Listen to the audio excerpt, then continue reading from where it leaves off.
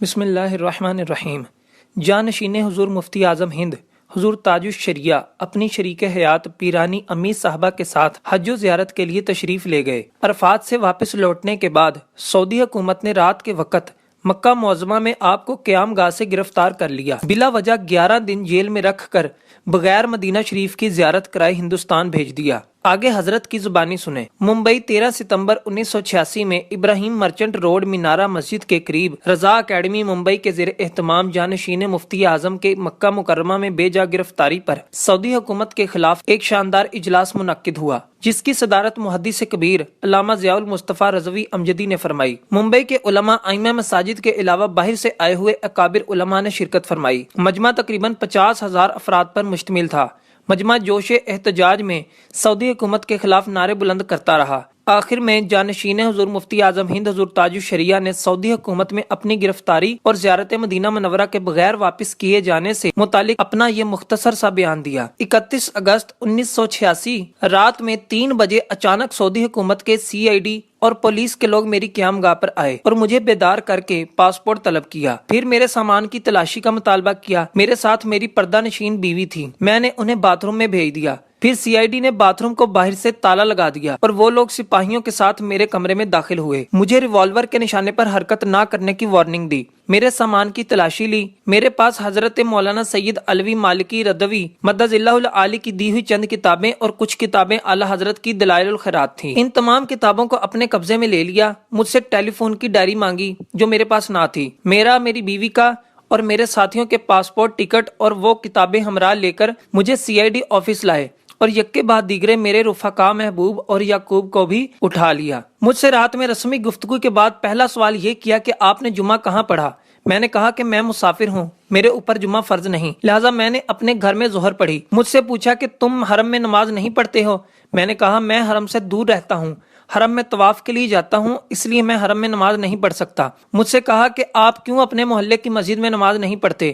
میں نے کہا کہ بہت سے لوگ ہیں جنہیں میں دیکھتا ہوں کہ وہ محلہ کی مسجد میں نماز نہیں پڑھتے، اور بہت سے لوگوں کے متعلق مجھے محسوس ہوتا ہے کہ وہ سرے سے نماز ہی نہیں پڑھتے، تو مجھ سے ہی کیوں یہ پوچھ رہے ہیں؟ مجھ سے پھر بھی اصرار کیا گیا تو میں نے کہا کہ میرے مذہب میں اور آپ لوگوں کے مذہب میں اختلاف ہے۔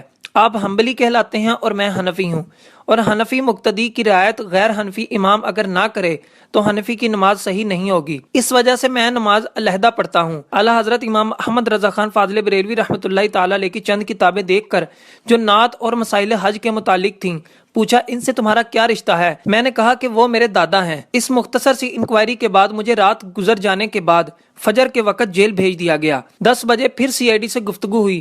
اس نے مجھ سے پوچھا کہ ہندوستان میں کتنے فرقے ہیں؟ میں نے شیعہ قادیانی وغیرہ چند فرقے گنائے اور میں نے واضح کیا کہ امام احمد رضا خان فاضل بریلوی نے قادیانیوں کو رد کیا ہے اور اس کے رد میں 6 رسالے لکھے ہیں۔ ہم پر کچھ لوگ یہ تہمت لگاتے ہیں اور آپ کو یہ بتایا ہے کہ ہم قادیانی ایک ہیں، یہ غلط ہے، اور وہی لوگ ہمیں بریلوی کہتے ہیں، جس سے یہ وہم ہوتا ہے کہ بریلوی کسی نئے مذہب کا نام ہے۔ ایسا نہیں ہے، بلکہ ہم اہل سنت و جماعت ہیں۔ CID کے پوچھنے پر میں نے بتایا کہ امام احمد رضا خان فاضل بریلوی رحمۃ اللہ تعالی علیہ نے کسی نئے مذہب کی بنیاد نہیں ڈالی، بلکہ ان کا وہی مذہب تھا جو سرکار محمد صلی اللہ تعالی علیہ وآلہ وسلم اور صحابہ و تابعین اور زمانے کے صالحین کا مذہب ہے، اور یہ کہ ہم اپنے آپ کو اہل سنت و جماعت کہلانا ہی پسند کرتے ہیں۔ دوسرے دن میرے ان بیانات کی روشنی میں CID نے میرے لیے ایک اقرار نامہ اس نے خود لکھ کر مجھے سنایا، جو یوں تھا: میں فلاں بن فلاں بریلوی مذہب کا مطیع ہوں۔ میں نے اعتراض کیا کہ میں بارہا یہ کہہ چکا ہوں کہ بریلوی کوئی مذہب نہیں ہے، اور اگر کوئی نیا مذہب بنام بریلوی ہے تو میں اس سے بری ہوں۔ آگے اقرار نامے میں اس نے یوں لکھا کہ امام احمد رضا کا پیروکار ہوں اور بریلویوں میں سے ایک ہوں، اور ہمارا عقیدہ ہے کہ سرکار سے توسل اور استغاثہ اور ان کو پکارنا جائز ہے، اور سرکار صلی اللہ تعالی علیہ وآلہ وسلم غیب جانتے ہیں، اور وہابی ان امور کو شرک بتاتے ہیں، اور یہ کہ میں ان کے پیچھے اس وجہ سے نماز نہیں پڑھتا ہوں کہ ہم سنیوں کو شرک بتاتے ہیں۔ اقرار نامے کے آخر میں میرے مطالبے پر اس نے یہ اضافہ کیا کہ بریلویت کوئی نیا مذہب نہیں ہے اور ہم لوگ اپنے آپ کو اہل سنت و جماعت کہلانا ہی پسند کرتے ہیں۔ پھر مختلف نشستوں میں بار بار ہی سوالات دہرائے۔ بعد میں مجھ سے میرے سفر لندن کے بارے میں پوچھا اور کہا کہ کیا وہاں آپ نے کسی کانفرنس میں شرکت کی ہے؟